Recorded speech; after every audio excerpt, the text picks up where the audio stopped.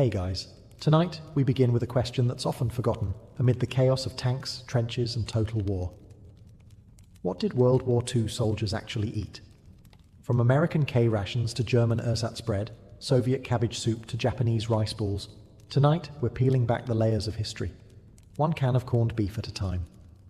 So before you get comfortable, take a moment to like the video and subscribe, but only if you genuinely enjoy what I do here.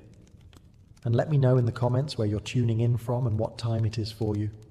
It's always fascinating to see who's joining us from around the world. Now, dim the lights, maybe turn on a fan for that soft background hum, and let's ease into tonight's journey together. Before a single shot was fired, before tanks rumbled across Europe or planes screamed overhead, every army faced one universal, unglamorous challenge, feeding its soldiers without killing them in the process. Let's be honest, when we think of World War II, we imagine battles, bravery, and black and white newsreels. Rarely do we stop to ask the really gritty questions like, did that guy storming Normandy have breakfast? And if so, what on earth was it? Spoiler, it wasn't pancakes. Feeding millions of men across continents wasn't just a culinary experiment. It was a logistical nightmare with a side of dysentery. Rations had to be portable, non-perishable, cheap, and preferably not make you cry after eating them.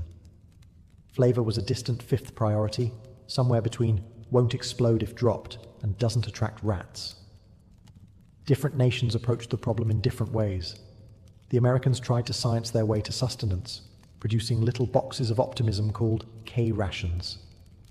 The Germans, early in the war, sent troops out with hearty meat and rye, then eventually replaced it all with something resembling punishment in a can.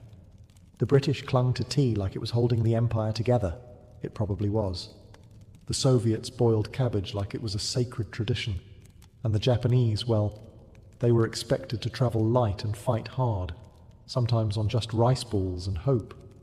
Food wasn't just fuel, it was morale. A hot meal could lift spirits.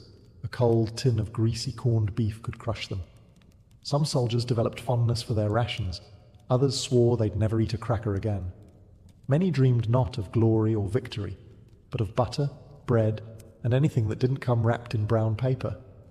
And while generals debated strategy in war rooms, privates in foxholes were bartering chocolate for cigarettes and praying the guy next to them didn't snore through mess call. So tonight, we're not talking about battles won or borders redrawn. We're talking about spam, crackers, powdered eggs, and the real war between soldiers and the strange, suspicious contents of their ration tins. Because if there's one universal truth about war, it's that everyone has to eat, even if the food fights back. All right, you're a US soldier in World War II. You've marched 10 miles, been shot at 6 times, and haven't seen a flush toilet in weeks. Your stomach is making sounds that could qualify as artillery. What do you get? The K ration. A compact, calorie-packed cardboard miracle designed by people who clearly hadn't eaten one themselves. Let's break it down. The K ration came in 3 boxes: breakfast, lunch, and dinner. They were about the size of a small brick, and sometimes felt like one.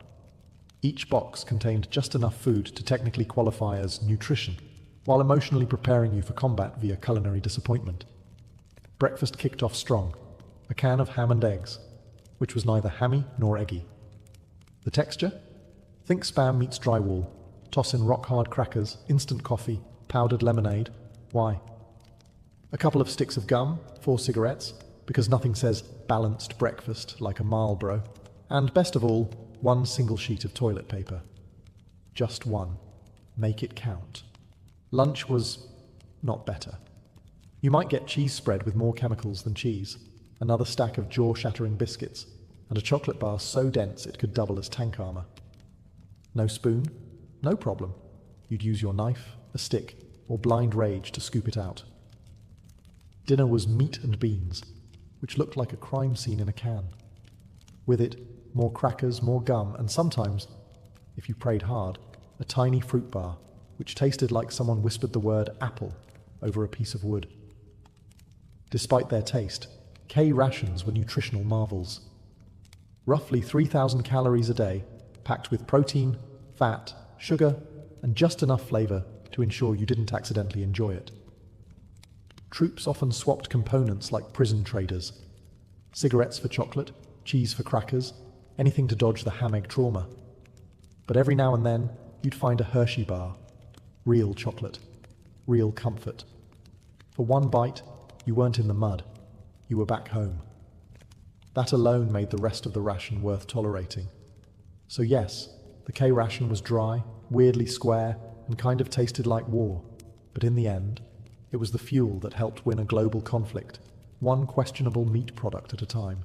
If the K ration was the Army's idea of a meal, then the D ration was their idea of a survival threat disguised as dessert. The D ration looked like a chocolate bar, came wrapped like a chocolate bar, and was issued to soldiers as a chocolate bar. But that's where the similarities ended, because this wasn't your sweet little Hershey's Kiss.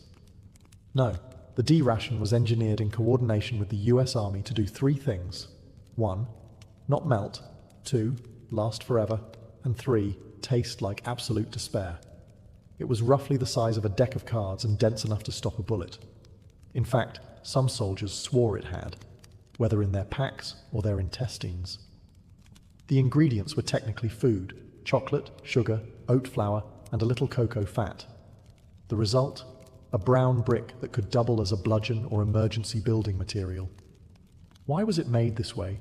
Because it had to survive the tropics, deserts, and frozen tundras without turning into goo. And the military specifically requested it be unappetizing, so soldiers wouldn't eat it unless they were actually starving. Mission accomplished. The bar was so hard that biting into it without softening it first could lead to dental emergencies. Some guys tried grating it into hot water. Others just stared at it in confusion. A few, legend says, used it to hammer tent stakes. But hey, it had calories. About 600 per bar, which could keep a man alive through a day of combat. Barely. If you were trapped behind enemy lines, or stuck in a foxhole with nothing but your rifle and bad decisions, the D ration might just save your life. Emotionally, not so much. To the Army's credit, they did eventually realize feeding troops chocolate that doubled as masonry was not great for morale. Later iterations of the D ration got slightly softer and vaguely more edible. But the damage was done. Soldiers remembered the original bar with the same fondness one remembers dental surgery. So next time you hear someone say, "Chocolate makes everything better," remember the D ration, the bar that proved them wrong.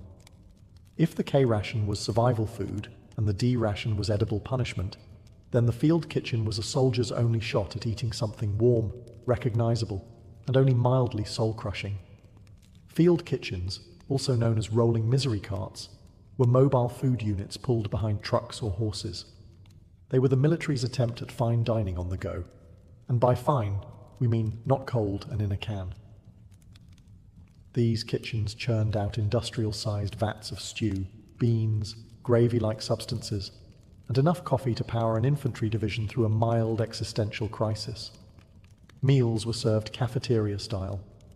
You'd line up with your trusty mess kit, a metal tray that looked like it belonged in a science experiment, and shuffle forward, praying the guy ahead didn't take the last ladle of something vaguely meat-colored. The food was ladled out with military precision. One scoop for you, one suspicious stare, and on to the next, private. The menu? It depended on where you were. In Europe, you might get creamed chipped beef on toast, affectionately and permanently renamed by the troops as SOS, or stuff on a shingle, though most used a less polite S word. In the Pacific, you were lucky if it wasn't just rice and hot dog fragments swimming in broth. Coffee, though, was sacred. It was strong, bitter, and brewed in quantities large enough to reanimate the dead. Soldiers drank it hot, cold, black, or with powdered milk, as long as it kept them awake and angry. The best part of the field kitchen experience? The smell. It meant food was coming. The worst part? Everything else. Your food was served outdoors, often in rain, snow, or the kind of mud that had its own ecosystem. You sat on rocks, helmets, or the ground. There were no forks. There was no ambience. Just you, your friends, and a tin of beans that might be older than your commanding officer. Still, when it was hot and vaguely chewable, field kitchen food felt like heaven. It wasn't glamorous, but in a world of chaos, bullets, and K-rations, It was the closest thing to comfort food. At the start of World War II, German soldiers marched into battle with swagger, clean uniforms, and something shockingly rare in wartime logistics: actual food that resembled real meals. The early war Wehrmacht ration was downright luxurious compared to what most other armies were choking down. A standard soldier's pack included rye bread, sausages, butter, cheese, canned meats, marmalade, and coffee. Well, ersatz coffee, which we'll discuss later with the disgust it deserves. Each soldier was expected to carry his own food for a couple of days. A noble idea, until you realized how much weight that was once you added rifles, ammunition, grenades, and frostbite.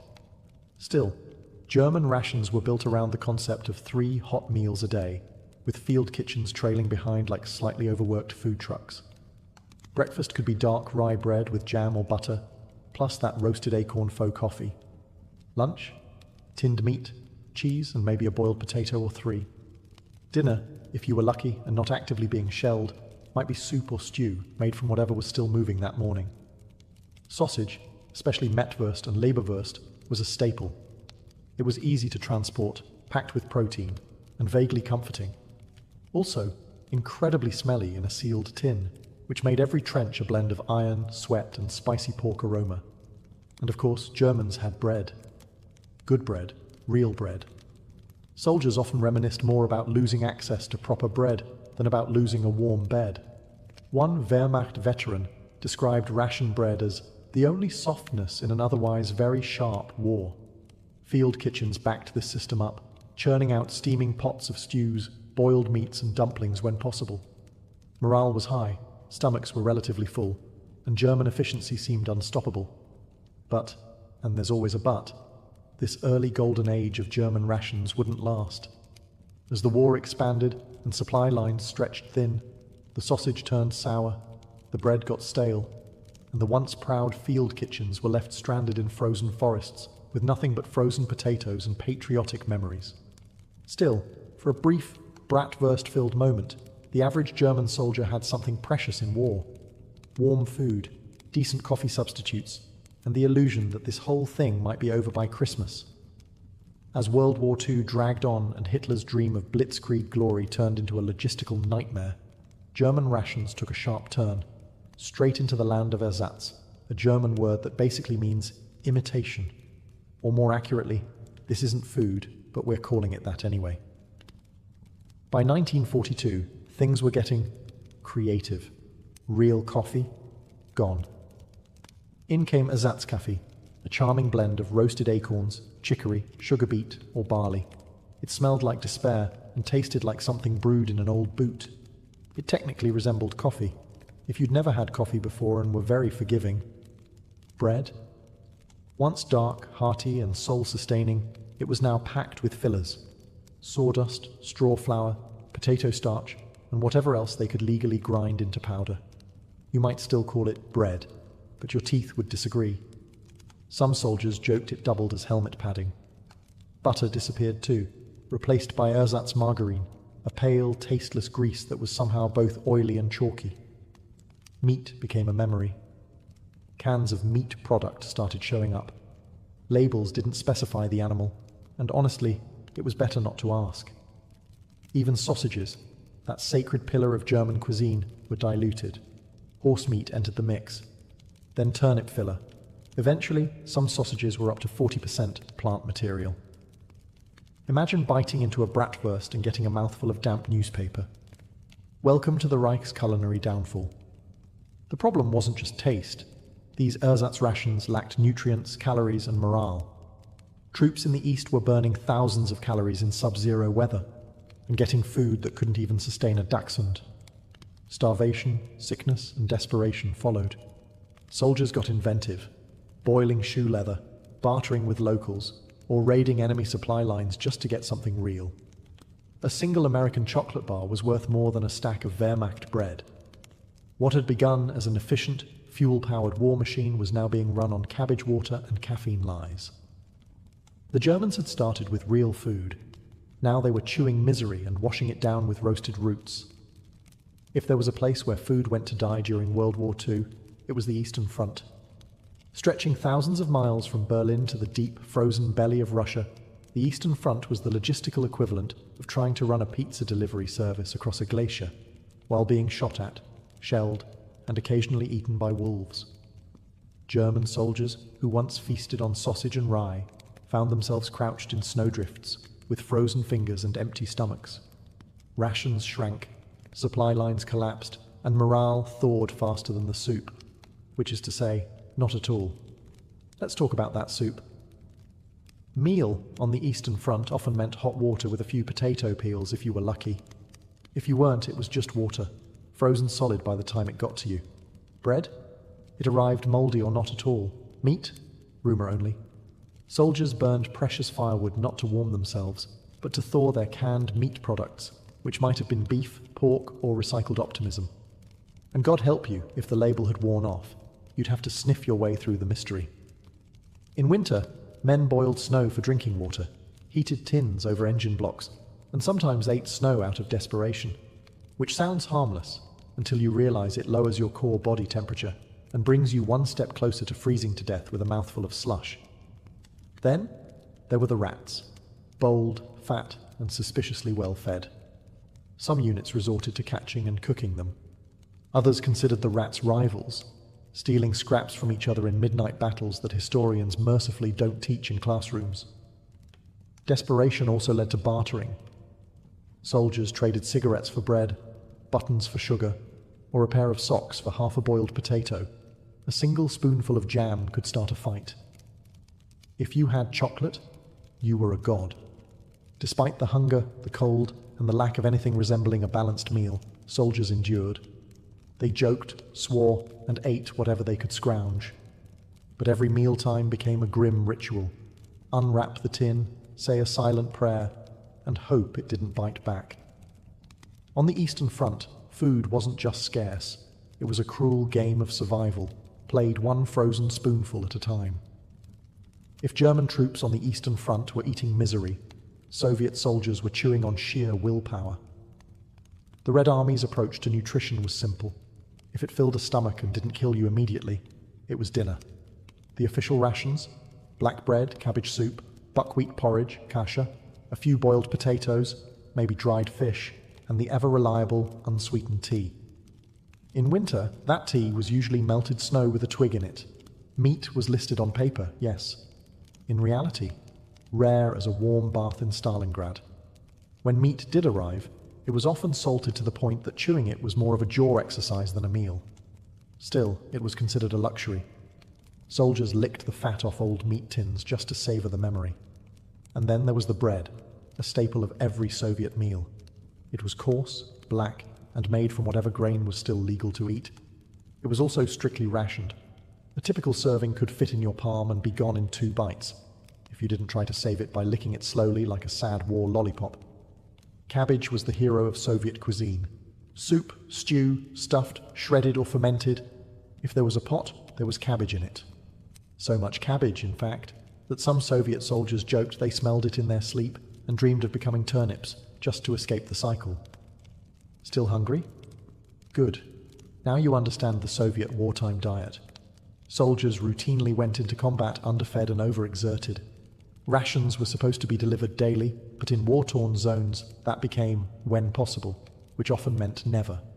So they improvised. Foraging became a way of life. Soldiers dug up frozen potatoes from abandoned farms, shot wild animals when they could, and bartered cigarettes or spare boots for a boiled egg. Occasionally, they even traded with German POWs, food for silence. The miracle: they endured, malnourished, exhausted, but relentless. Soviet troops pressed forward on fumes and boiled cabbage, proving that sometimes what feeds a soldier isn't calories, it's pure cabbage-fueled stubbornness. When official rations ran dry, which was often, Soviet soldiers didn't starve quietly. They adapted loudly.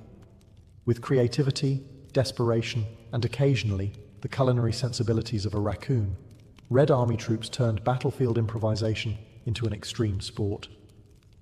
Let's say you're a soldier outside Leningrad. You haven't seen a delivery truck in a week. Your cabbage soup is now just water with a floating leaf, and your last piece of black bread has grown a beard. What do? Option 1. Forage. Soldiers scoured the countryside for anything remotely edible: berries, tree bark, boiled grass, dandelions, even flower bulbs. One particularly resourceful unit figured out how to roast shoe leather, not because it tasted good, it didn't, but because it was technically organic. Option 2. Barter. A spare pair of socks might earn you a potato. A broken watch, maybe a spoonful of lard. Tobacco was currency, soap was gold. And if you had a tin of meat, you could get someone to write a letter home and clean your rifle. Option 3. Theft, or as they called it, unauthorized logistics. Soviet soldiers occasionally raided abandoned German outposts just for food. One Red Army veteran recalled the sheer euphoria of finding a box of Wehrmacht sausages. The first time I cried and salivated at the same time. Field kitchens, when functional, were masters of mystery cooking.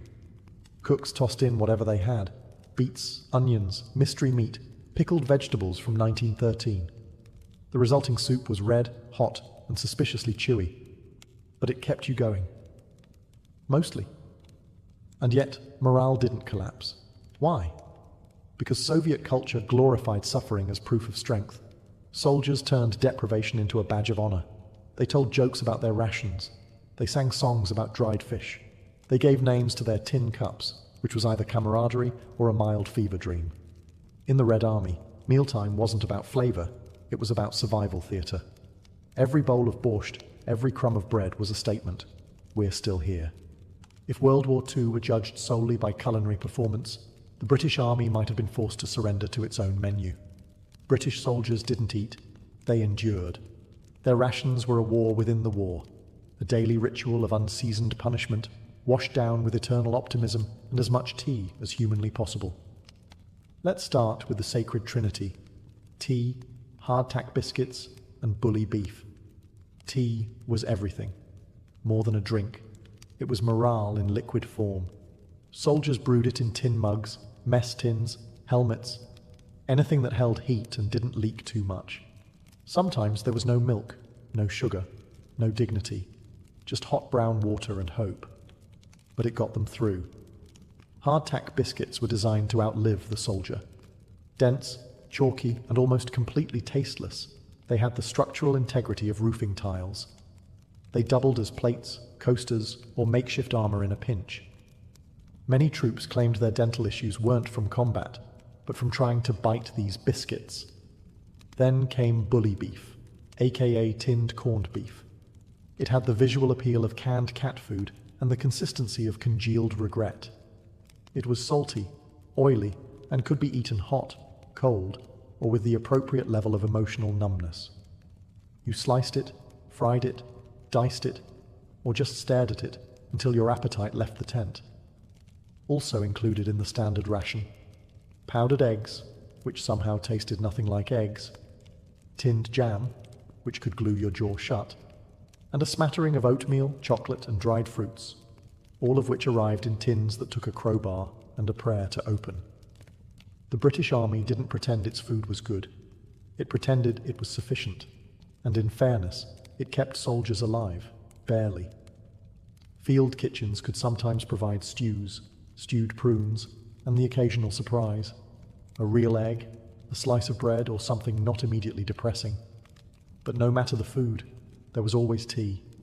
Shells could fall, trucks could explode, but if there was hot water, there was a brew. And in that mug, steaming in a muddy trench, was Britain's greatest ration of all: stubbornness in a cup. By mid-war, British soldiers weren't just fighting the Axis. They were fighting ration fatigue, an invisible enemy that came disguised as another tin of corned beef. The British military supply system was held together with string, hope, and a suspicious number of forms in triplicate. Fighting across multiple continents, from North Africa to Italy to the jungles of Burma, meant rations got weirder the farther you were from London, and colder, and often squishier. A ration in Cairo might arrive slightly warm and edible. A ration in the Burmese jungle? It might arrive mouldy, half-eaten by ants, and 2 weeks late. And still, soldiers saluted it, heated it, and ate it. Because that's what British resilience looked like, chewing quietly through despair. Water was always boiled, not just to kill bacteria, but because boiling meant tea. Tea was sacred. Men would risk sniper fire to retrieve a kettle. A warm cup could make the difference between a breakdown and a moment of British dignity in the mud. When supplies were tight, and they often were, soldiers got creative. They rehydrated powdered milk into tea whitener, spread jam on hardtack with bayonets, and seasoned meat with sarcasm. One soldier reportedly made a stew out of bully beef, raisins, and crushed vitamin tablets. The result? Morally questionable, but technically food. Tinned food was both a blessing and a curse. It lasted forever, yes, but it also required strength, tools, and sometimes divine intervention to open. Soldiers developed strong opinions about tin designs and spent entire afternoons discussing the good key roll ones versus those devil tins with no handles. When something fresh did show up, an egg, a loaf of bread, an actual vegetable, it was cause for celebration or suspicion. One soldier, upon receiving a fresh tomato, stared at it for an hour before deciding to keep it as a pet. Despite the rationing, the blandness, and the biscuit-induced jaw pain, British troops remained stoic. They grumbled with dignity, made jokes about their own digestion, and above all, kept calm and carried on, preferably with tea. If the American soldier had rations, the German had organization, and the Brit had tea, the Japanese soldier had rice and a terrifying capacity for suffering. The Imperial Japanese Army was built on endurance. Soldiers were taught that self-denial was noble and that hunger was part of their duty, which was convenient because most of them were perpetually starving. The standard Japanese field ration wasn't so much a meal as it was a polite suggestion. A typical pack contained white rice, barley, dried fish, pickled plums, umeboshi, soy sauce concentrate, and maybe a few hard candies. It was compact, culturally familiar, and, in the field, utterly insufficient. At first, troops set out with multi-day rations wrapped in wax paper or stored in bento-style metal tins. It looked neat, organized, thought out. And then they got to the jungle. In places like New Guinea, Burma, and Guadalcanal, the humidity turned rice into moldy goo, rats ate through supplies, and fish went bad faster than your hopes of victory. To make matters worse, Japan's military logistics were, generously speaking, a disaster. Supply lines were stretched, bombed, blocked, or forgot to exist altogether. Many units went days, even weeks, with barely a handful of rice to split between them. Soldiers foraged, raided villages, or ate jungle plants whose nutritional value ranged from slightly helpful to hallucinate then collapse. In more desperate cases, they hunted lizards, insects, or even rats. One soldier claimed they made a soup out of boiled grass and boot leather to keep the stomach from shouting. To their credit, or perhaps horror, Japanese troops rarely complained. They believed hardship was honorable, starving, glorious, barefoot, inspirational, rice infested with weevils, added protein. There was, occasionally, miso paste or powdered green tea. These were prized and hoarded like wartime treasure. A teaspoon of tea could lift spirits. A pinch of salt could bring someone to tears. But overall, calories were low, suffering was high, and morale often came from sheer cultural discipline rather than what passed for a meal. The Japanese soldier wasn't just underfed, he was trained to be okay with it, and somehow many of them kept fighting. Not because of what was in their bellies, but because of what was in their minds. The jungles of the Pacific looked lush and green in the distance, like a tropical paradise, assuming you ignored the disease, the leeches, and the smell of slow death. But for soldiers on both sides, especially the Japanese, the jungle wasn't a source of food. It was a leafy green death trap with humidity and attitude. Supply lines in the Pacific were notoriously unstable. Tropical storms, naval blockades, enemy ambushes, all conspired to make every delivery of rice, beans, or saltfish an act of divine luck. And when the food didn't come, the jungle was not your friend. Many Japanese units found themselves cut off from resupply for weeks. Soldiers had to rely on the land, which would have been fine if the land had any idea what they were doing. Unfortunately, the jungle was filled with plants that looked edible but weren't, animals that were edible but too fast, and insects that were not only inedible, but actively aggressive. Rations spoiled in hours. Canned goods rusted shut. Rice grew mold faster than you could light a fire. One soldier in Guadalcanal wrote, "Everything here is wet. Even my appetite is damp." What did they eat? When lucky, boiled roots, wild fruit, frogs, or jungle fowl, if they could catch it. When unlucky, tree bark, shoe leather, rotting palm stems, or water flavored with desperation. Stories exist of soldiers boiling the same handful of rice 3 times to extract every last shred of sustenance. Others fermented what was left into a starchy, half-dead porridge known only as jungle glue. And then there were the horrifying rumors, accounts of cannibalism among starving units, especially during sieges. It wasn't widespread, but it did happen. Men driven to the edge by war, isolation, and the shrieking emptiness of their stomachs. If anything can strip away the romanticism of the Pacific theater, it's that grim little footnote. Disease followed closely behind starvation. Malaria, dysentery, dengue fever, all worsened by malnutrition. Soldiers dropped not from bullets, but from hunger and infection, slowly and invisibly. The jungle didn't care who you fought for. It didn't feed you. It didn't shelter you. It just waited for you to get tired, and then it ate you. War may destroy cities, but it also unlocks the culinary creativity of very hungry, very desperate people with bayonets and a single can of Spam.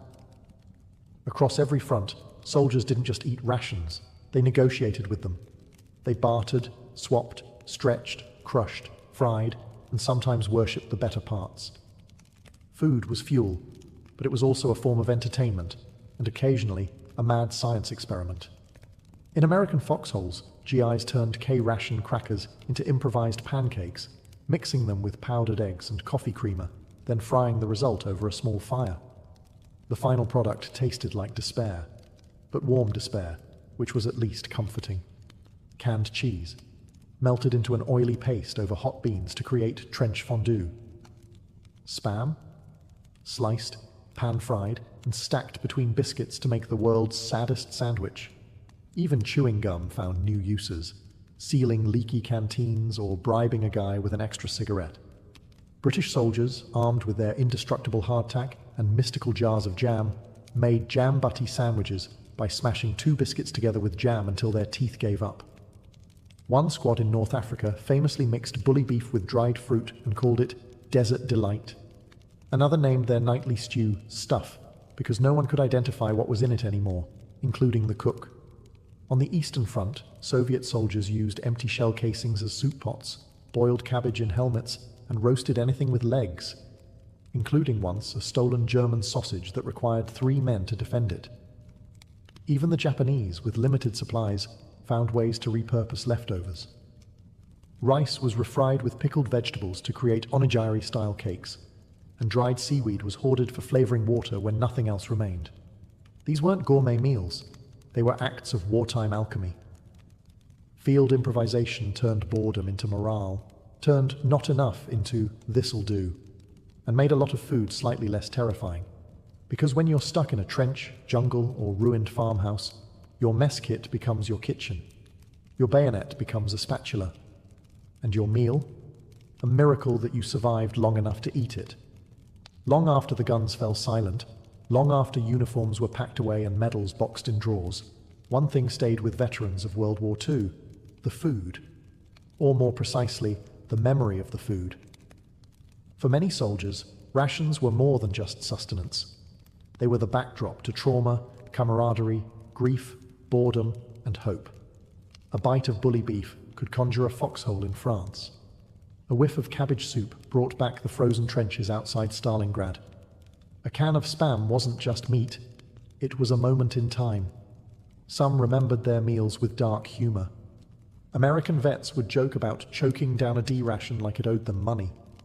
British troops swapped stories of trying to trade hardtack biscuits with locals, only to be laughed at.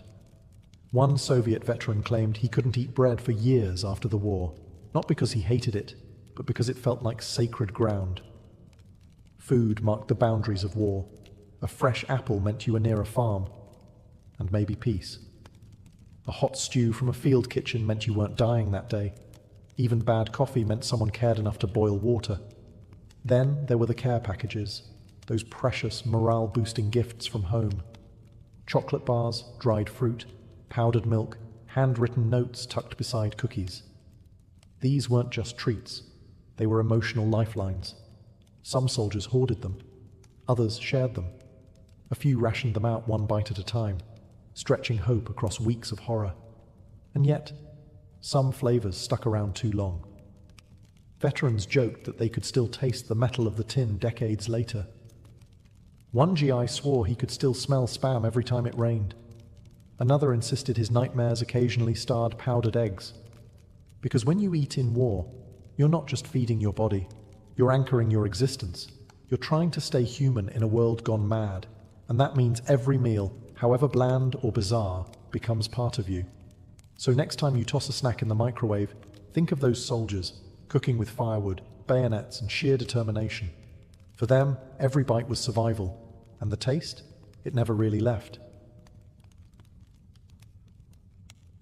The ink was barely dry on the US Constitution when the young republic found itself brewing its first major crisis, one that came not from foreign invaders or political factions, but from something far more potent: whiskey. In the early 1790s, America was broke. The Revolutionary War had left the nation buried in debt, and the new federal government, led by President George Washington and Treasury Secretary Alexander Hamilton, needed a plan. Hamilton, ever the fiscal mastermind, proposed an excise tax on domestically produced distilled spirits, whiskey being the most common. To the urban elites and coastal merchants, it sounded reasonable. But on the western frontier, it sounded like a punch in the face from a powdered Whig aristocrat. Out west, in places like western Pennsylvania, whiskey wasn't just a drink, it was currency. Farmers distilled their surplus grain into whiskey because it was easier to transport, less perishable, and far more profitable than raw crops. Bartering whiskey for goods and services was part of daily life. So when the federal government started taxing it, many frontier folks saw it not as a revenue measure, but as a betrayal, a reminder that power was drifting back to the same kind of distant authority they'd just fought a revolution to escape.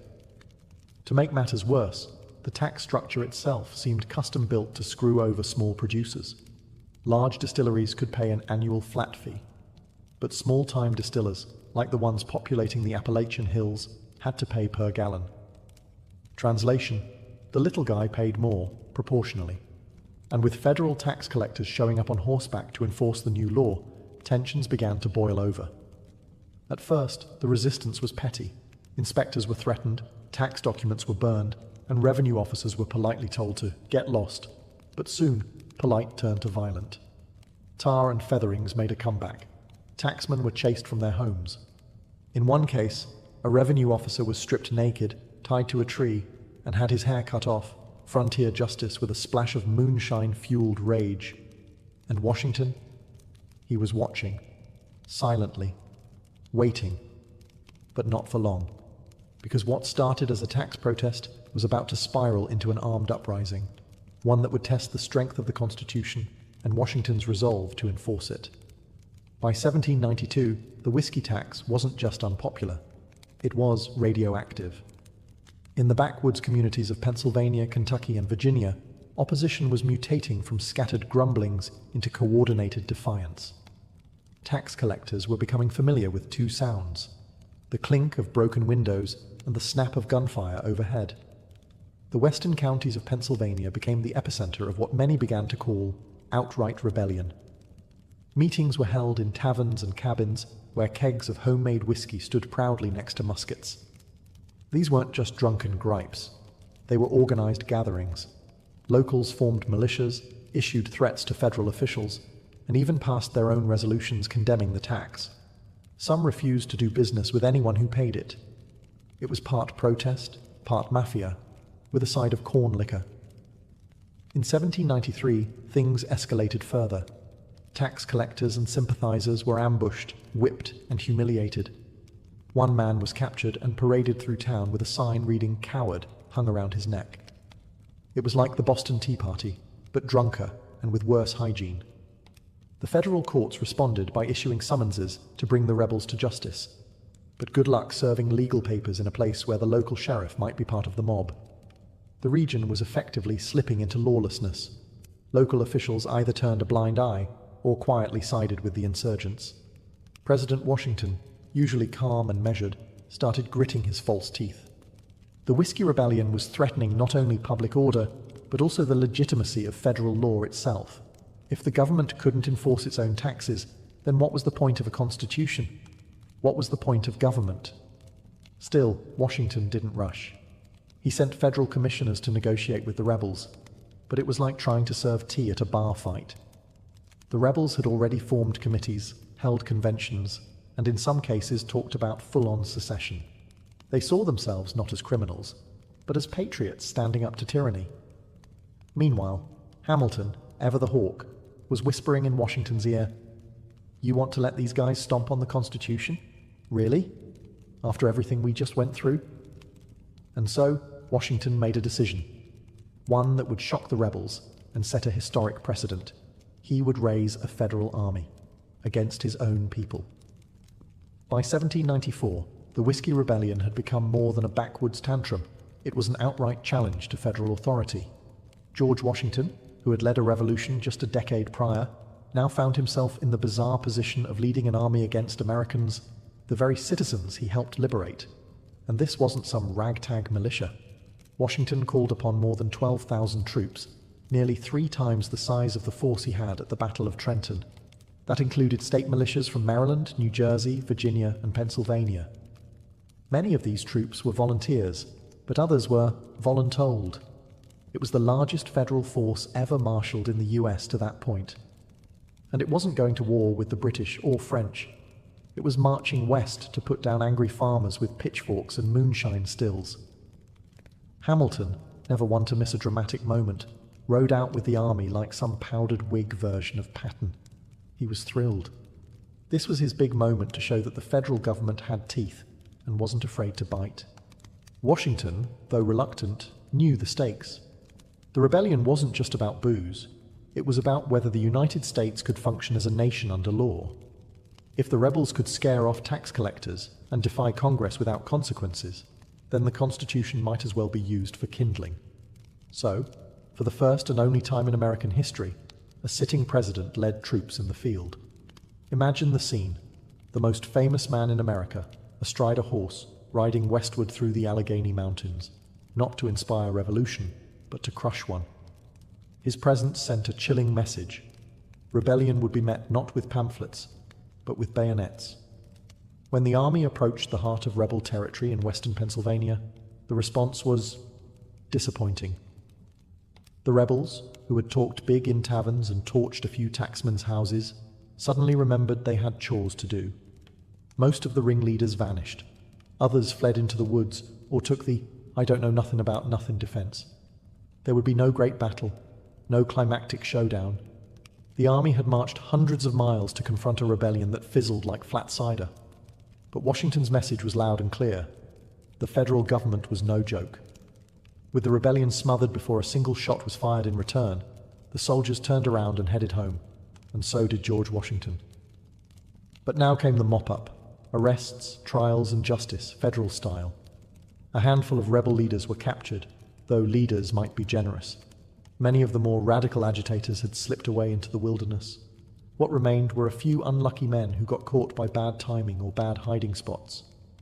20 were eventually brought to Philadelphia to stand trial for treason. The trials, however, didn't unfold like Hamilton might have dreamed. Evidence was spotty, witnesses were afraid to testify, and the jury, composed of their fellow Pennsylvanians, wasn't exactly keen on throwing their neighbors into a noose.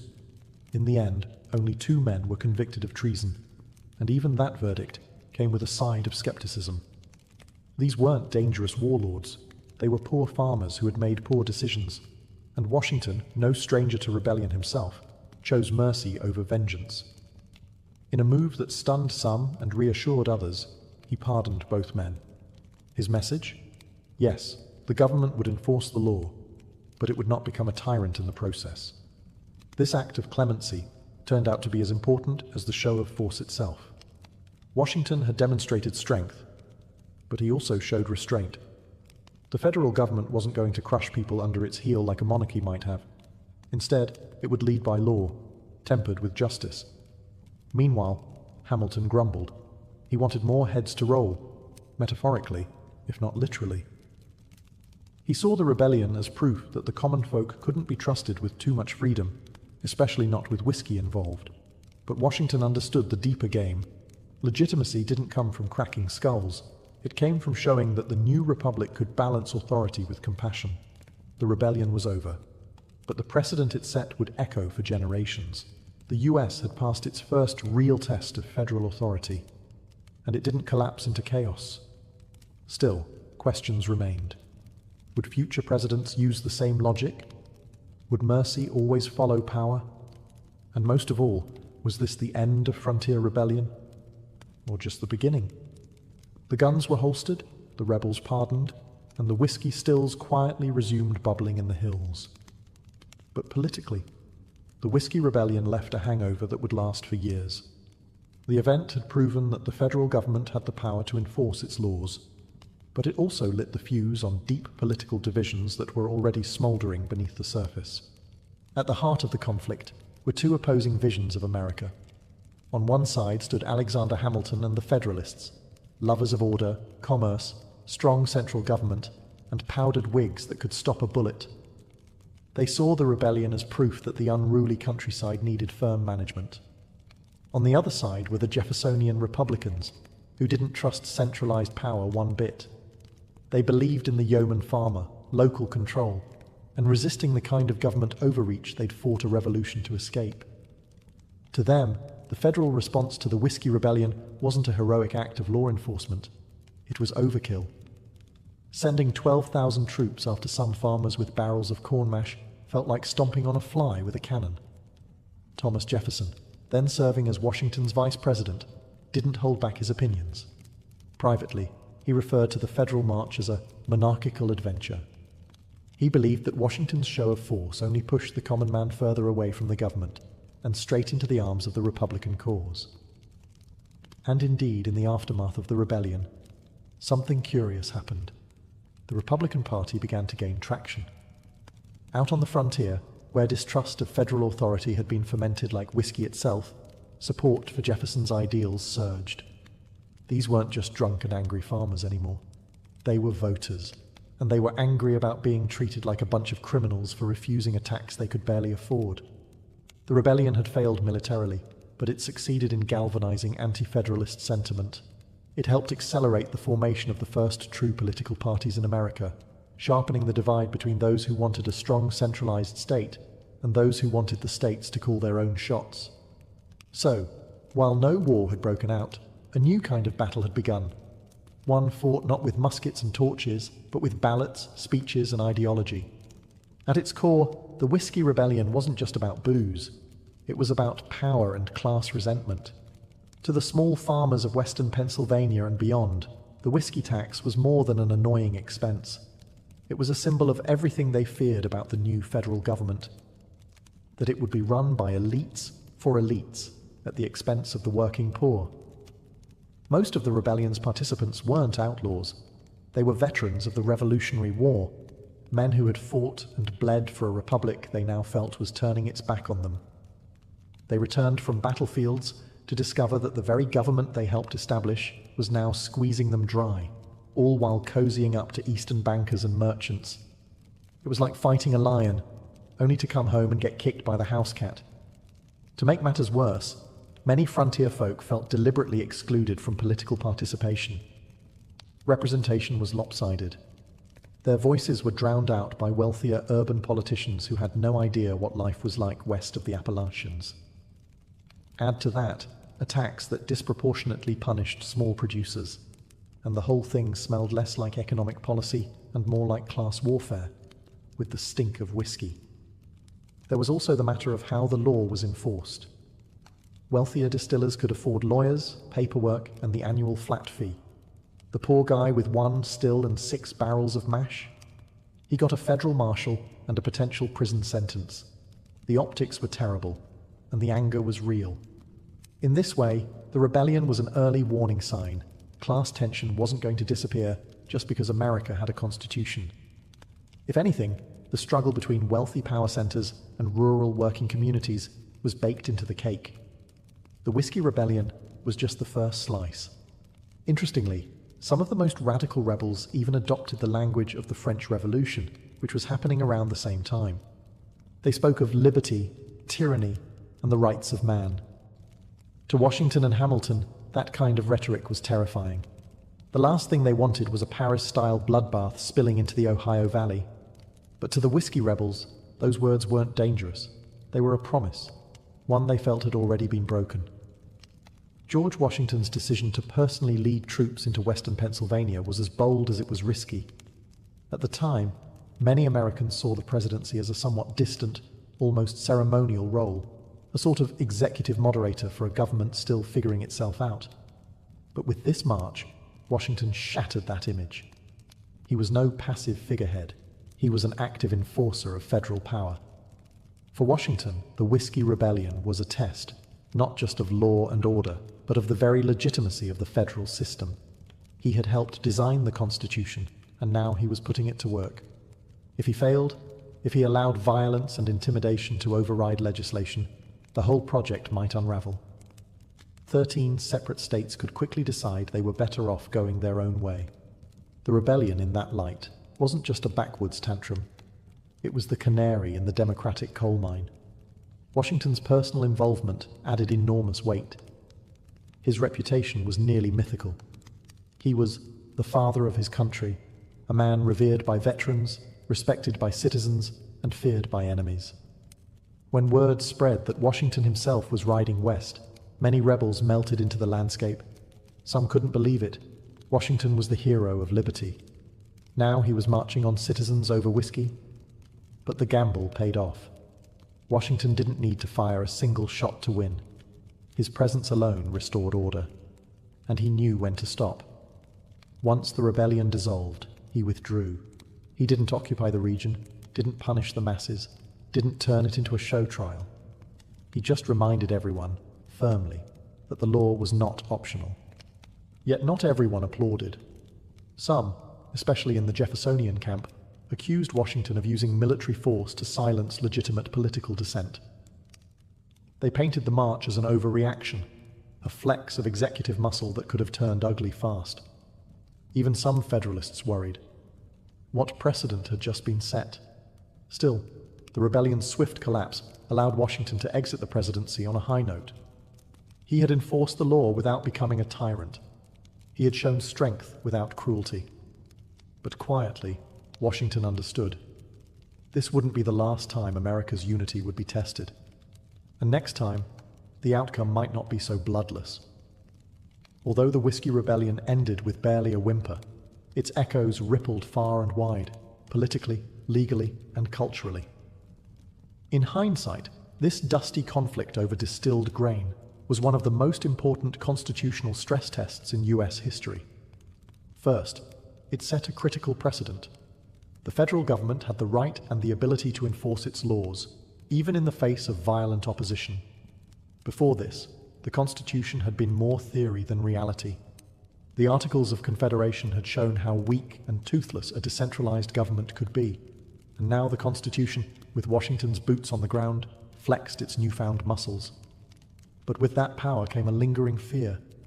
Many Americans, especially in rural areas, began to see the federal government not as a representative of their will, but as a distant, eastern elite that didn't understand or care about frontier life.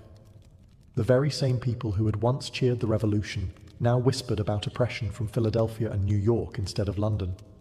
Culturally, the Whiskey Rebellion became legend in the Appalachian Hills. Stories were passed down of brave distillers standing up to federal agents. Some were exaggerated, some romanticized, but all carried the same message. Government doesn't always have your back. And if you want something done, sometimes it takes more than a vote. It takes a still, a rifle, and a few angry neighbors. Meanwhile, in Washington, D.C., a new capital being planned during the rebellion's aftermath, lawmakers were taking notes. Future leaders would reference the Whiskey Rebellion every time civil unrest threatened the balance of the Republic. Was this the model? A rapid show of force followed by clemency? Or a dangerous precedent of executive overreach?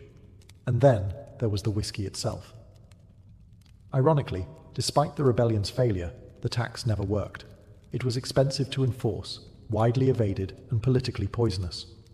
By the early 1800s, under Jefferson's presidency, it was quietly repealed.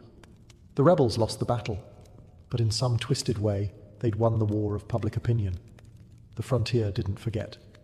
Neither did the government. And future presidents would face their own rebellions, both large and small, with the ghost of 1794 riding just behind them, reminding them that order is fragile and that the Republic is always one barrel away from boiling over. The Whiskey Rebellion may seem like a curious footnote today, a quirky chapter in the early American story, but its legacy remains surprisingly alive, swirling like vapor off a still, influencing everything from presidential power to rural resistance. For one, it showed the American people that the Constitution wasn't just parchment and promises, it had muscle. This was the first time the federal government enforced a domestic law with troops, and the fact that it did so under the personal leadership of George Washington gave it historical gravity. Every president since has inherited that precedent. Lincoln, Eisenhower, even recent presidents deploying the National Guard during domestic unrest, all trace a faint line back to 1794 and a president on horseback. The rebellion also injected lasting skepticism into the heart of American politics.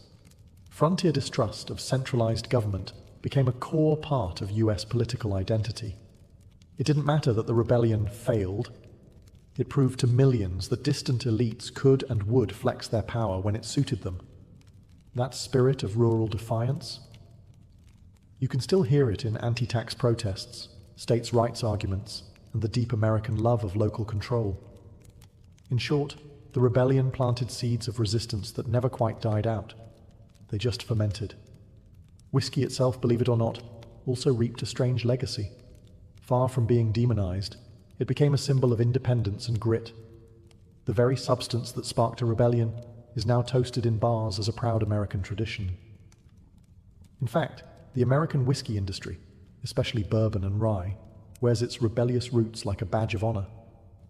You'll find distilleries named after rebellion leaders, bottles designed to evoke frontier spirit, and slogans that practically dare the IRS to come knocking again. And finally, the event taught a young country something fundamental. How it responds to dissent says everything about its identity. Washington chose both force and forgiveness. That balance, power tempered by principle, became a cornerstone of the American ideal. Not always followed, of course, but always referenced. So next time you raise a glass of bourbon or rye, remember, it's not just liquor in that bottle. It's a story of power, protest, and a young republic figuring out what kind of country it was going to be. Cheers to the rebellion that helped define a nation. Around 1754 BCE, King Hammurabi of Babylon etched his now famous code into a massive basalt stele, a towering legal monolith meant to awe subjects and assert divine justice. It's one of the earliest known attempts to formalize laws in human history, but buried within its 282 articles lies something just as ancient as law itself: the regulation of women. In Hammurabi's Babylon, a woman wasn't just a person, she was a role: daughter, wife, widow, mother. Each of those roles came with a legal definition, a social expectation, and if things went sideways, a punishment. For example, take marriage. Women could be married off by their fathers, essentially transferred from one household to another. Once married, a woman was expected to be faithful. If she was accused of adultery, both she and her alleged lover could be bound and thrown into a river. That's not metaphor. That's literally what the text prescribes. However, if her husband decided to spare her life, the court often agreed. Romantic, in a grim sort of way. Meanwhile, if a man cheated on his wife, Hammurabi didn't seem all that concerned. Male infidelity wasn't exactly headline news in Mesopotamia. The imbalance was stark. Female honor was family honor, while male honor was more flexible. But not all the laws were oppressive. Some provisions offered women surprising protections, especially widows. A widow had the right to remain in her late husband's house and manage his property until her sons came of age. If there were no sons, she could even inherit directly. In that way, Hammurabi's code recognized a woman's capacity for financial and legal responsibility. but only within the strict bounds of family structure. There were also laws about divorce. A woman could leave her husband if he was cruel or neglectful, but proving it was no small task. If her claims couldn't be verified, she could be branded a liar and punished severely. Justice wasn't blind. It just squinted harder when the accused wore a veil. So, what did Hammurabi's code teach us about women in ancient Babylon? That they weren't invisible? Far from it. They were named, categorized, judged, and occasionally protected, but always through the lens of control. Law gave them a place, but rarely the power to shape it. Travel a few hundred miles west from Babylon and fast forward a few centuries, and you arrive in ancient Egypt, a civilization where the scales of justice were personified by Ma'at, the goddess of truth, balance, and cosmic order. And unlike many of their neighbors, the Egyptians had a surprisingly progressive view, at least on paper, when it came to women's legal rights. Egyptian women, whether rich or poor, had the legal right to own property, inherit land, sue and be sued, and even initiate divorce. These weren't just theoretical rights etched on tomb walls. They were practiced, particularly in urban centers like Thebes and Memphis. Women could enter contracts, serve as witnesses, and leave wills. A woman could run a business, lend money, or purchase slaves and livestock. In short, Egyptian law recognized women as legal individuals, not just extensions of their husbands. This autonomy might seem ahead of its time, and in many ways it was. Women weren't locked out of temples or courts. In fact, priestesses played important legal and ritual roles, and some even served as judges or scribes. Legal documents from the New Kingdom show women filing complaints against male relatives and winning. But, and there's always a but, this relative legal freedom came with social constraints. Most women still lived under the authority of a father or husband, and while they could own land, they were often expected to pass it down through male heirs. The law said yes, but society often said not quite. Marriage, though not a religious institution in Egypt, was still legally binding. Husbands and wives could divorce for reasons as varied as infertility, infidelity, or even emotional incompatibility. Divorce didn't carry a social stigma, and children were usually cared for by the mother, who retained rights to her dowry and often received additional property. Punishment under the law was theoretically equal, but practically speaking, class and connections mattered far more than gender. A noble woman could get away with things that would send a peasant woman straight to the crocodiles. Literally. So, was ancient Egypt a feminist utopia? Not exactly. But compared to the rigid patriarchies of Mesopotamia or later Greece, it offered women something rare, the ability to participate in legal life as people, not just property. In a world ruled by gods and pharaohs, that was no small thing. In ancient India, the legal world of women was governed by Dharma, the moral and social order at the heart of Hindu philosophy. Codified in texts like the Manusmriti, Laws of Manu, this framework offered a deeply hierarchical and duty-driven system, where women were honored, protected, and respected, so long as they stayed in their place. The Manusmriti, compiled sometime between 200 BCE and 200 CE, had a lot to say about women, much of it contradictory.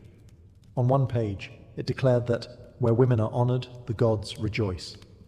On another, it warned that a woman must never be independent. The tone swung between reverence and restriction, between divine praise and domestic captivity. Women were legally bound to male guardians throughout their lives, father during childhood, husband during marriage, and sons during widowhood. This triad of male control wasn't just cultural, it was encoded into law. Autonomy was not the ideal, obedience was. Marriage laws were especially rigid. A woman's primary duty was to marry, bear sons, and serve her husband faithfully. Widow remarriage was generally frowned upon, or outright banned, depending on the caste and period. Sati, the infamous practice where widows were expected to throw themselves onto their husband's funeral pyre, was not universally enforced, but found moral validation in some legal and religious texts. The Manusmriti didn't command it, but it also didn't condemn it. That said, there were exceptions. Women of the upper castes sometimes received education and could inherit property in the absence of male heirs. In some regions and periods, matrilineal traditions survived, particularly in the South. Women could serve as advisors, poets, and even rulers, though these were rare and usually exceptional. Divorce was rare and generally disapproved of, though certain grounds like impotence, cruelty, or abandonment were sometimes recognized. Still, it was the man who had more legal freedom to cast aside a marriage. Punishments, too, were gendered. A woman caught in adultery could be disfigured or outcast. A man, he might get a fine or a slap on the wrist if he had high status. In short, ancient Hindu law wrapped women in layers of veneration and restriction. They were sacred, but sacred like a temple statue, not like a free citizen, revered but rarely empowered. When we think of ancient Greece, we often imagine democracy, philosophy, and drama. But for half the population, women, the legal system was less about ideals and more about invisibility. Especially in classical Athens, women were legally seen not as individuals, but as permanent minors, bound to the guardianship of their nearest male relative for life. In Athenian law, women couldn't vote, own property independently, or represent themselves in court. They could not enter contracts or even leave the house without a male escort in many cases. If the Code of Hammurabi defined women as legally subordinate, Athens perfected the art of locking them out entirely. Marriage was more of a property transaction than a romantic union. A woman's kyrios, usually her father or brother, arranged her marriage, and she moved into her husband's household as part of an exchange of dowries and land. Legally, she was transferred like livestock, a living, breathing asset passed between men. And yet, paradoxically, her fidelity was of enormous legal importance. If an Athenian woman committed adultery, her husband could legally divorce her immediately, and any man caught with her could be executed. Yes, executed, without trial. The irony? Her husband could sleep with courtesans or slaves without legal repercussion. Double standards weren't just common, they were built into the legal structure. Women couldn't initiate divorce themselves, but they could return to their father's house if abandoned or mistreated. However, any legal action on their behalf had to be taken by a male relative. Even in cases of rape or assault, a woman could not bring charges. Her kyrios had to speak for her. There were exceptions. In Sparta, women enjoyed more freedom. They could own land, receive education, and walk freely. But Spartan women were the anomaly, not the rule. In most city-states, a respectable woman's name was supposed to be spoken as little as possible. The ideal woman was modest, silent, and invisible. And yet, in the shadows of Greek law, women endured. They raised generations, managed households, and in some rare cases, wielded influence from behind the veil of legality. But officially, they weren't citizens. They were shadows in a system that prized logic and liberty, for men only. In the world of ancient Rome, the law was a powerful instrument, and like everything else Roman, it was deeply structured, hierarchical, and pragmatic. Roman women weren't equal citizens by any stretch, but compared to their Greek counterparts, they occupied a slightly more visible and legally complex space within society. At birth, a Roman woman fell under the patria potestas, or the absolute authority of her father. Upon marriage, that authority could either transfer to her husband, manus marriage, or remain with her natal family, sine manu marriage. The latter became increasingly common over time and allowed married women to retain legal ties to their original household, and even manage property independently in some cases. This shift opened the door for women, especially widows or wealthy daughters, to own estates, manage businesses, and draft contracts. While women could not vote or hold office, they could sue in court, often with a male sponsor, act as guardians, and accumulate wealth. Still, Roman law drew a firm line around female behavior. The ideal Roman woman was pudica, modest, loyal, and obedient. Adultery, once treated as a private offense, became a public crime under Augustus's moral reforms. A woman found guilty could lose her dowry, face exile, or worse. Meanwhile, a man's infidelity remained legally unproblematic. Again, patriarchy rarely missed a chance to double down. However, unique roles offered exceptions. Vestals, the virgin priestesses of Vesta, were the only women legally free from male guardianship. They swore 30 years of chastity in exchange for immense prestige, legal independence, and the power to pardon condemned prisoners. But a broken vow of chastity meant being buried alive. Divine authority came with cruel consequences. Roman matrons, respectable married women of the upper classes, held significant social power. They influenced politics through family connections, arranged marriages, and even public mourning rituals. The legal system acknowledged their status through protections for property and legal mechanisms like tutela, a type of male guardianship that, by the imperial period, was often symbolic. So, while Roman women lived within a legal cage, the bars were spaced just far enough apart to allow movement, especially for those born into wealth and prestige. They were constrained, yes, but never entirely silenced. In ancient Hebrew society, law wasn't merely a civic structure, it was divine instruction. Found in the Torah and later interpreted by rabbis, these religious legal texts created a framework that governed every aspect of life, including the roles, rights, and restrictions placed on women. And like many ancient systems, the law both elevated and limited them. At the heart of Hebrew law was the family unit, with women expected to serve as the moral and spiritual backbone of the household, but always under male authority. Fathers arranged marriages. Husbands were heads of households. Sons inherited land. Daughters, by contrast, were expected to marry out and bring a dowry with them, often with no inheritance rights unless there were no sons. However, women were far from voiceless. The ketubah, a marriage contract, gave them legal security in the form of promised financial support and spelled out responsibilities in marriage. If a man failed to provide food, clothing, or intimacy, a woman could seek divorce, a rare provision in the ancient world. But she couldn't initiate it directly. A rabbinic court or her male kin had to advocate on her behalf. Adultery laws were starkly unequal. A married woman caught with another man could be stoned to death, according to Deuteronomic law.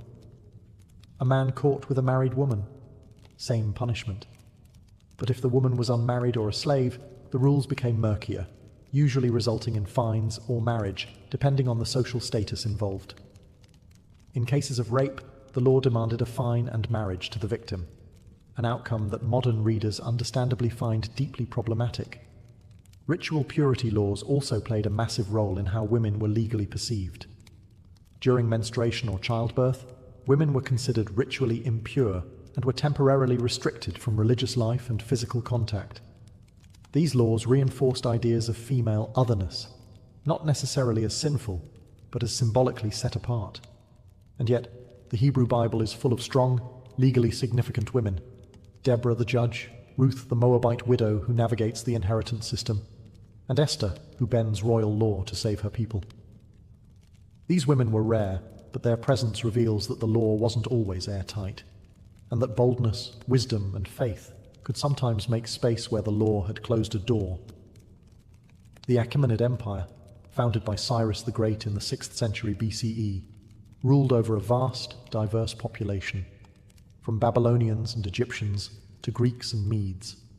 And in that sprawling empire, Persian law operated with a level of tolerance and pragmatism uncommon in many ancient societies. This legal flexibility extended, in interesting ways, to women. While Persian law wasn't codified in a single monument like Hammurabi's code, administrative records, court documents, and inscriptions reveal that women, especially elite women, had considerable legal presence. In particular, Persian royal and noble women were among the most autonomous in the ancient world. In the royal court, women like Atossa, daughter of Cyrus the Great and mother of Xerxes, wielded immense influence. She controlled vast estates, issued commands to administrators, and appeared in imperial inscriptions, not as decorative figures, but as landowners and power players. Records from the Persepolis fortification tablets show women receiving rations, managing work crews, and overseeing production in royal estates. These weren't isolated cases. High-ranking women, especially those close to the king, had legal authority over labor and property. Marriage and family law in Persia combined local customs with overarching imperial oversight. In Persian society, women could own property, enter contracts, and inherit land. rights that were sometimes even more secure than in Greece or Rome. Dowries were legally protected, and women could reclaim them if the marriage ended. Divorce was possible for both men and women, though the process often leaned in favor of the husband, unless serious abuse or infertility could be proven. Punishment laws, however, were still gendered.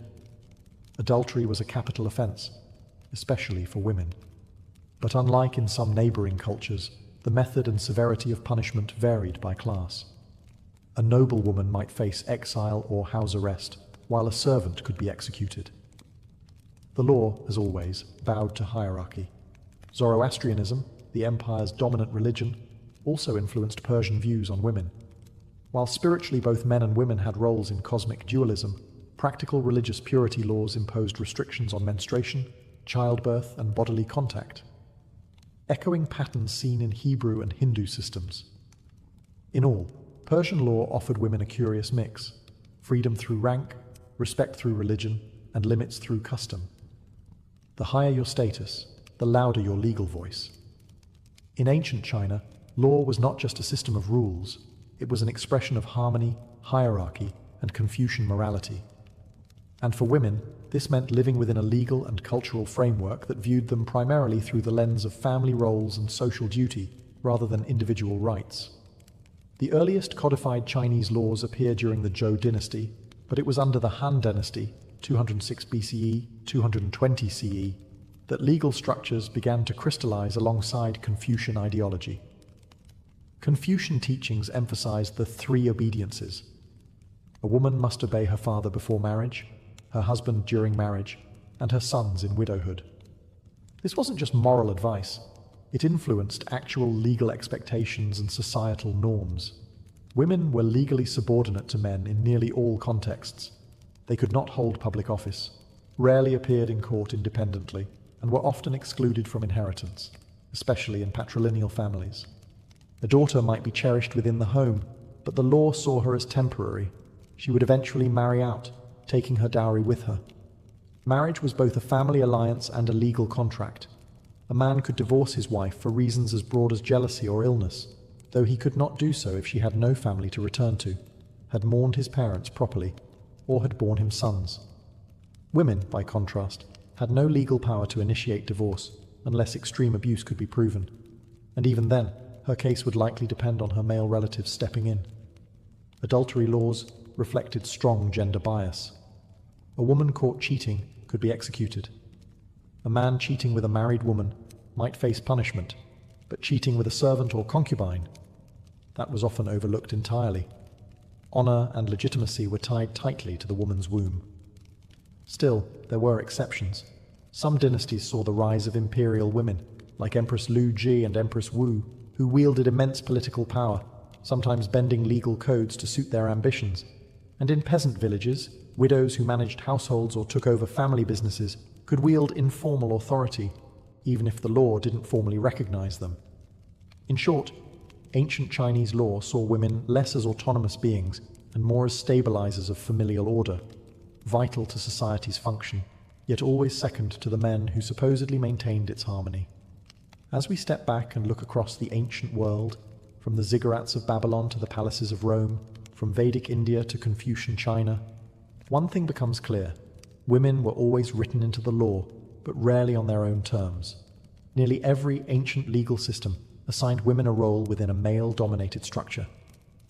Whether in Hammurabi's code or the Manusmriti, the fundamental legal assumption was that a woman's identity was relational: daughter, wife, mother, widow. Her rights and responsibilities flowed through the men around her. Law defined her, but it rarely empowered her. Some civilizations, like Egypt and Persia, offered women more autonomy, allowing them to own property, initiate contracts, and even inherit wealth. In these societies, noble or high-born women could carve out pockets of legal authority, sometimes rivaling their male counterparts. But such privileges were far from universal.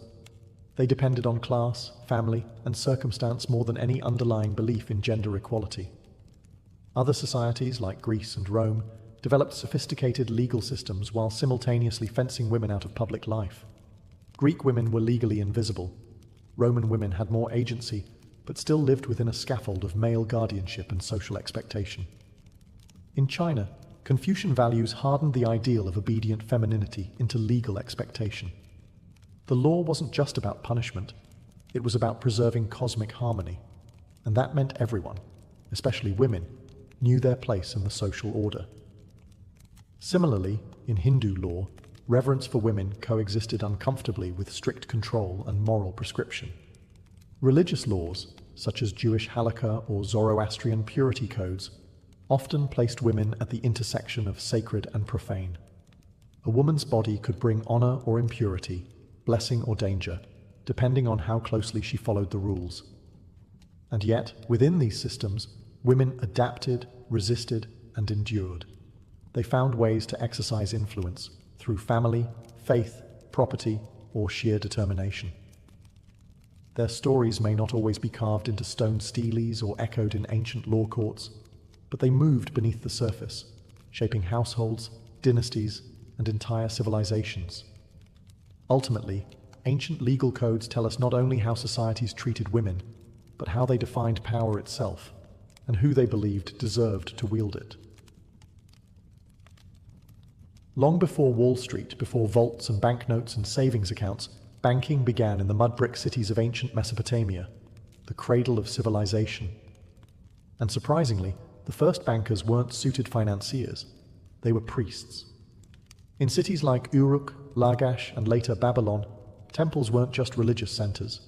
They were the administrative and economic hearts of urban life. These towering ziggurats and their surrounding complexes acted as both spiritual sanctuaries and financial hubs. Farmers and merchants didn't just come to pray, they came to deposit grain, receive loans, and settle debts. Why temples? Because they were the most stable, trusted institutions. The gods didn't run off with your money, and the priesthood had an army of scribes to keep meticulous records. When a farmer delivered a portion of his harvest to the temple granary, he'd receive a clay tablet with a cuneiform inscription, the quantity stored, the date, the depositor's name, and sometimes a witness. This wasn't just a receipt, it was an early form of a check. These receipts could then be transferred. A farmer in debt could hand over his tablet to a creditor as repayment. A merchant could use them to buy goods or settle accounts. In this way, the clay tablet became the ancestor of promissory notes, deposit slips, and IOUs. Temples also issued loans, not just in grain, but in silver, sheep, and other commodities. Interest rates were high by modern standards, typically around 20% for grain and 33% for silver. These weren't casual transactions either. Defaulting on a temple loan could lead to the loss of land, property, or even personal freedom.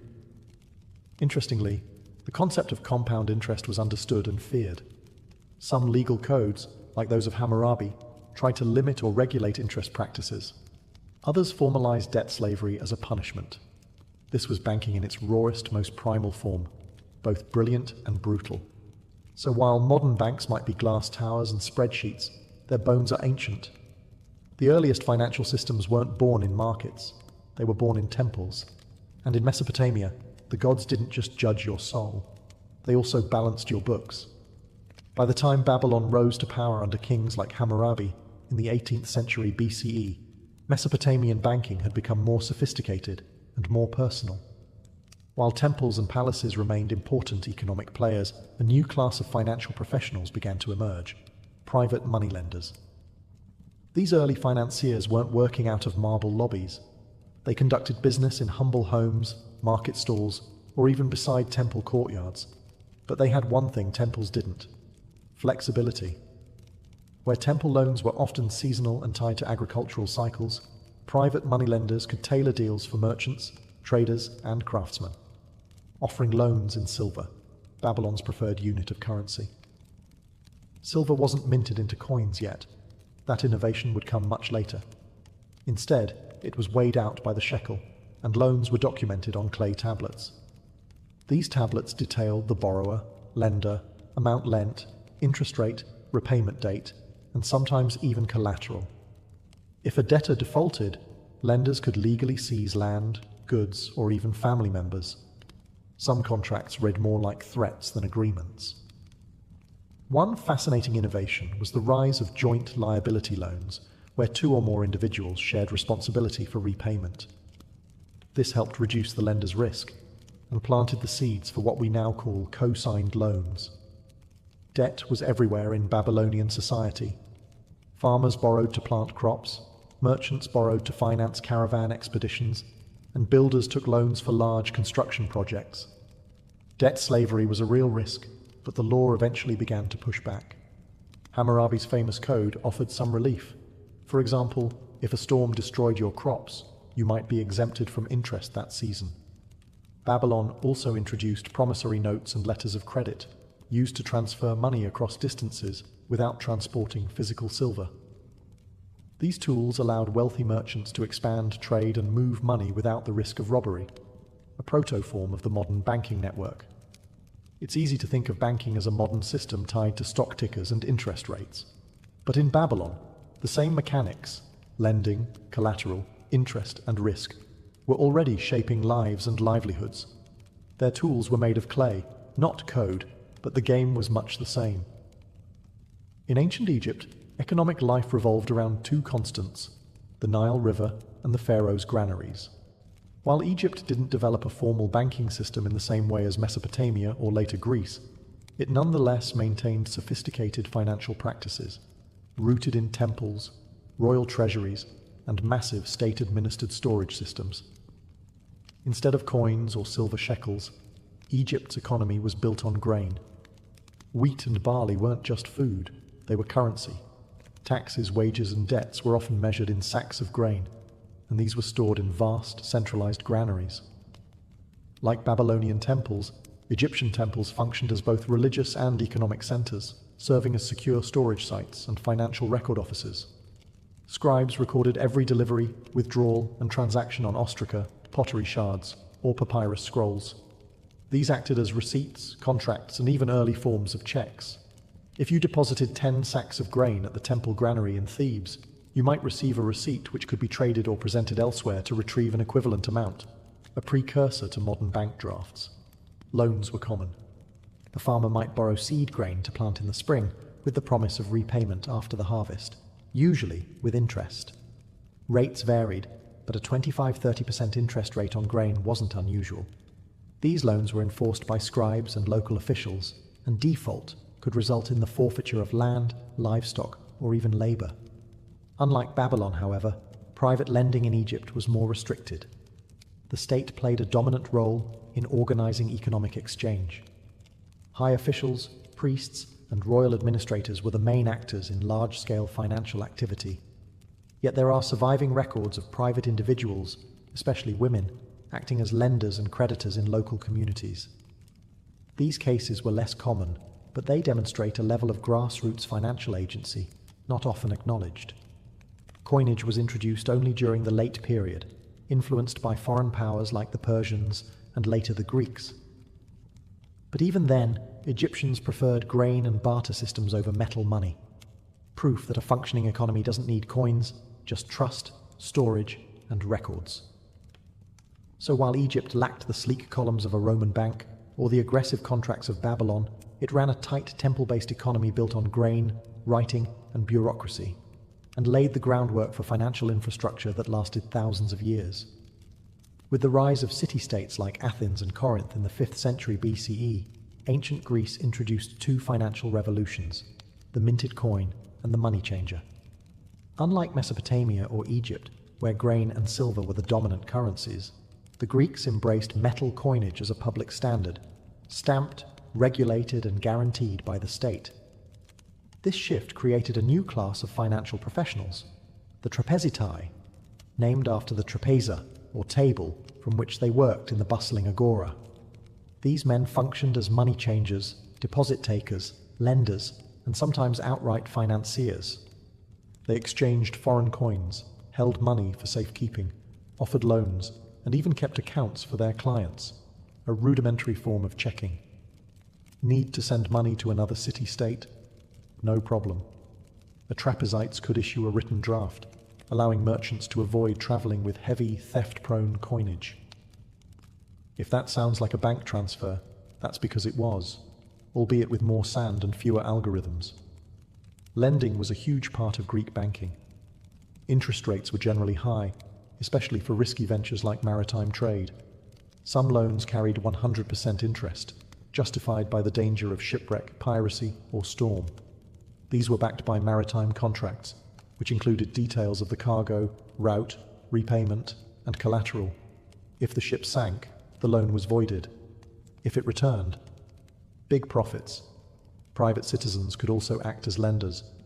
Wealthy Athenians often invested in smaller loans secured by property or slaves. These transactions were documented before witnesses and scribes and could be enforced in court.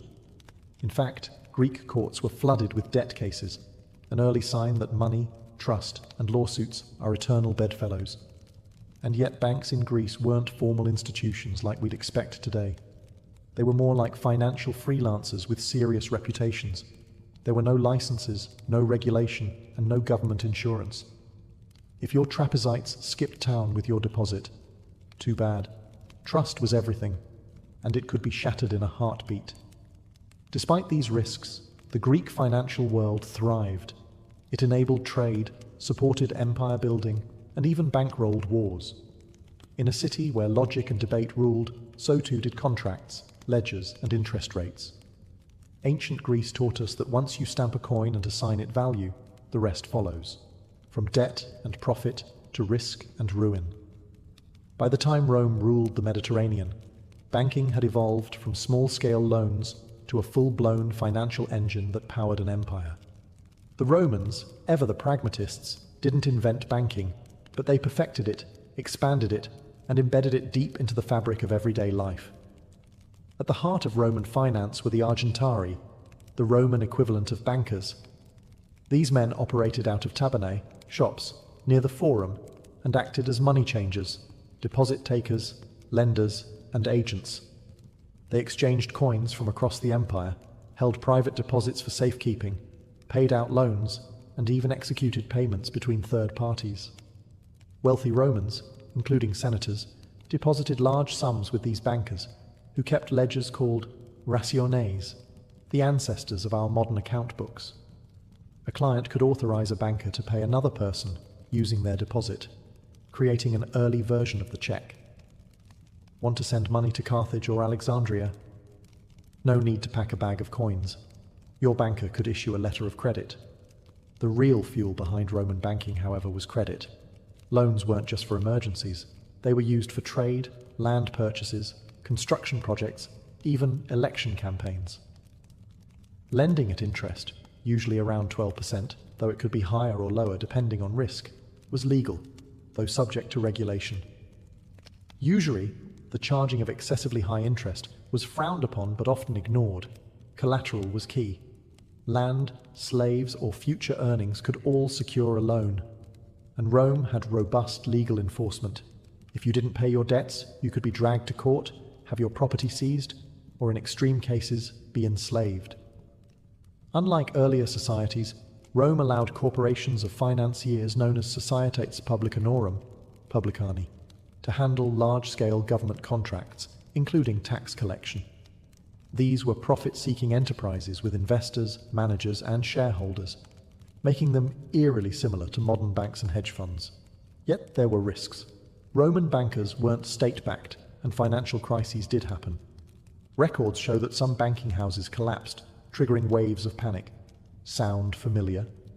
In the Roman world, money flowed through temples, forums, and estates, binding together farmers, traders, soldiers, and senators.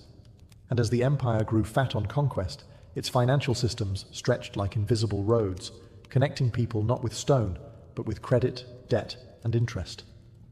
Before the concept of a central bank existed, the idea of state control over currency was already revolutionizing how economies functioned. In ancient times, the power to mint coins wasn't just economic, it was political. Whoever issued the coin held the trust of the people, and that trust became the backbone of early banking systems. The earliest coins appeared in Lydia, modern-day Turkey, around 600 BCE. Made of electrum, a natural alloy of gold and silver, these stamped pieces marked a shift from weighed metal to standardized currency. No more measuring silver chunks in a dusty market. Now, value could be verified at a glance. Other civilizations quickly adopted the idea. The Greeks minted drachmas, the Persians issued darics, and the Romans built an entire empire on denarii. These coins bore state symbols, images of gods or rulers, and inscriptions, not just to represent value, but to signal legitimacy and control. A coin was as much a piece of propaganda as it was a financial tool. With state-backed coinage came new financial behaviors. Hoards of coins were stored in temples, households, and merchant treasuries. Lending became easier and more portable. Coins could circulate quickly across city-states, and with uniform weights and metal content, traders could move goods across borders with confidence. In turn, early bankers, from Mesopotamian lenders to Roman argentari, adapted to this new certainty. They no longer needed to test weights or purity as frequently. Instead, they tracked coins by type, year, and issuer. This consistency reduced transaction friction, expanded trade routes, and made loans more predictable. Coinage also played a role in inflation and monetary policy, albeit in crude forms. Rulers could debase coins by mixing cheaper metals into the mix, stretching the treasury, but undermining trust. Roman emperors famously did this to pay their armies, triggering cycles of devaluation and economic instability.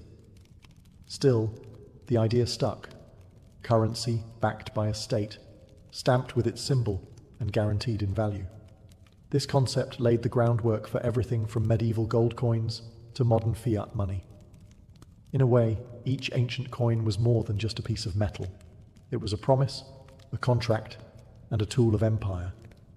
It told you not only how much something was worth, but who had the power to decide. In the ancient world, the line between faith and finance was often thin, if it existed at all. Temples didn't just serve the gods. They also served as the earliest safe deposit boxes, banks, and loan offices. Why? Because people trusted the gods far more than they trusted kings, merchants, or wandering moneylenders. Take Delphi, for instance. The sanctuary of Apollo wasn't just a religious destination, it was a financial powerhouse. City-states stored war funds there, wealthy individuals deposited fortunes, and treasuries were built within temple precincts. Religious centers like Delos, Ephesus, and Jerusalem also acted as de facto banks, offering security, prestige, and scribes who kept careful records. A vault under divine watch was seen as safer than any home or fortress. These temples played several financial roles.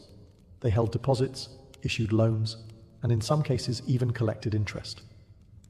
In Mesopotamia, as early as the 3rd millennium BCE, temple priests oversaw lending systems where borrowers repaid with grain or silver. In Egypt, temple granaries stored wealth, issued receipts, and facilitated trade. In Greece and Rome, temples frequently held public funds, safeguarded spoils of war, and underwrote construction and festivals, all under the sacred seal of a deity. And temples weren't just passive vaults, they actively lent money. In Athens, for example, the Temple of Athena on the Acropolis loaned silver to the state at interest to fund major public works. Gods, apparently, were patient creditors. Religion also provided the ethical framework for finance. Ancient Hebrew law, for instance, prohibited charging interest to fellow Israelites, but allowed it for foreigners, a moral boundary that blended spiritual identity with economic policy.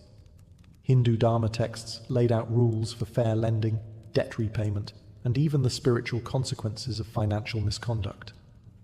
Of course, these systems weren't without flaws. Temples could be looted in wartime, clerics could be corrupt. But for most of the ancient world, temples were the most trusted institutions, enduring, stable, and reinforced by divine fear. So when you picture ancient banking, don't just imagine dusty coins and cloaked lenders. Picture golden statues, incense, and marble columns.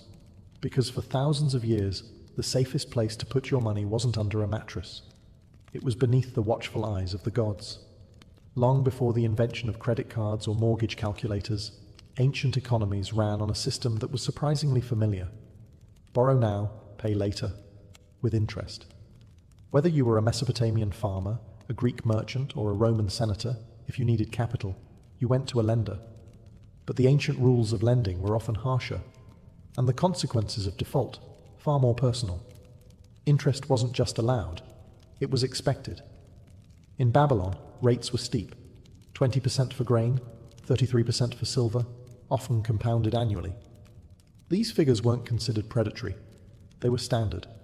High risk meant high reward, and borrowers understood that if the harvest failed or a caravan didn't return, they were still on the hook. Temples and private lenders alike made fortunes off these loans, and unpaid debt could lead to debt slavery or seizure of property.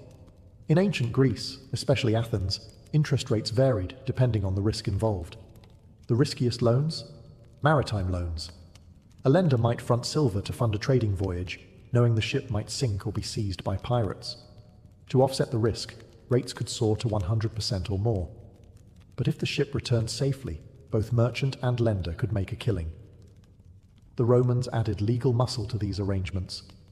Loan contracts were written, witnessed, and sealed. Collateral, land, goods, slaves, was recorded in detail. Miss a payment?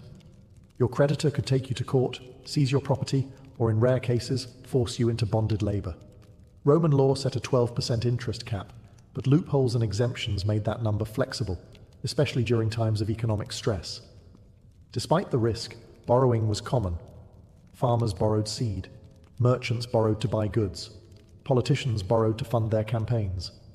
Lending greased the gears of ancient economies. And default was an accepted hazard. And yes, fraud and manipulation were part of the game. Lenders sometimes demanded bribes or added administrative fees. Borrowers could lie about collateral or disappear entirely. Without credit scores or banking regulations, trust and reputation were everything. In the end, ancient loans weren't just financial tools. They were power plays. To borrow was to risk more than money. It was to stake your land, your freedom, sometimes even your family, on the chance that tomorrow would be better, or at least profitable. From grain receipts in Mesopotamia to the silver ledgers of Rome, ancient banking wasn't just a footnote in economic history. It was the foundation. These early systems of deposits, loans, interest, and financial record-keeping didn't just fuel local trade. They quietly shaped the architecture of global finance. At the heart of every ancient banking system was the same challenge we face today: trust. Could people trust that the weight of silver was fair? That the grain in the temple granary wouldn't spoil or vanish? That the lender wouldn't disappear with their deposit? And out of that trust, or the desperate need for it, rose record-keeping, contracts, and ultimately institutional finance. The innovations were astonishing for their time. Ancient Babylonians developed loan contracts with fixed interest, repayment terms, and legal witnesses, all inscribed in cuneiform. Ancient Greeks pioneered letters of credit, allowing funds to be transferred between city-states without carrying coins. The Romans created bankers' associations and formalized debt enforcement in civil law, building a financial system that could stretch from Britain to Syria. Even today, echoes of ancient banking remain. The modern check evolved from Mesopotamian clay receipts. The concept of collateralized loans is rooted in Babylonian and Roman practices. Central banking and monetary policy trace their ancestry back to rulers who manipulated coin purity or temple wealth to fund armies and public projects. And what about regulation? Well, it turns out ancient societies understood financial crises all too well. In Babylon, kings periodically declared debt forgiveness to prevent social collapse. Roman emperors sometimes imposed interest caps to curb predatory lending. These weren't just economic decisions. They were political acts aimed at keeping society balanced and stable. But perhaps the greatest legacy of ancient banking is the realization that finance is not new. The tools have changed. Clay tablets became spreadsheets, silver shekels became digital currencies. But the fundamental human behaviors remain: risk, ambition, trust, fear, and the hope of gain. The next time you log into your bank app or swipe a credit card, remember, you're not doing anything new. You're participating in a system that began with scribes in temples, coins stamped by kings, and farmers betting their harvest on a better season. And it all began with a simple idea. Sometimes, to build the future, you have to borrow from it.